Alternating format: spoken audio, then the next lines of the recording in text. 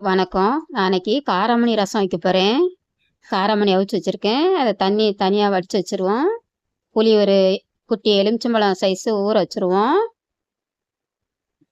மிளகு ஒரு 1/2 டீஸ்பூனு, ஜீரகம் ஒரு 1/2 டீஸ்பூனு, பூண்டு கொஞ்சம், ஒரு பச்சை மிளகாய், கொஞ்சம் கருவேப்பிலை போட்டு அரைச்சி எடுத்துகிட்டு வந்துடுவோம்.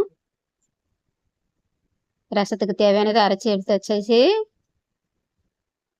காராமணி தண்ணி வடித்து வச்சுருக்கேன். புளி ஊறின புளியை கரைச்சி வச்சுருவோம். கடாய் அடுப்பில் வச்சுருவோம். எண்ணெய் ஊற்றி எண்ணெய் சூடானதும் கடுகு உளுந்து சேர்த்துருவோம். பெருங்காய பவுட்ரு, மஞ்சத்தூள், 2 காஞ்ச மிளகாய், கொஞ்சம் கருவேப்பிலை போட்டு வதக்கிடுவோம். அரைச்சி வச்ச மிளகு ஜீரகத்தை உள்ளே தட்டிடுவோம்.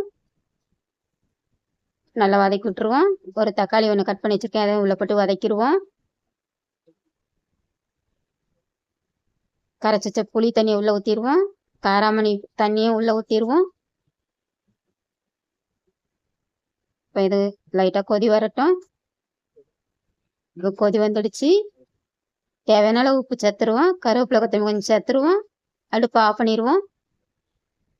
கலந்து விட்டு தட்டுப்பட்டு முடிச்சுட்டு சாப்பாடோட பரிமாறிடுவோம்.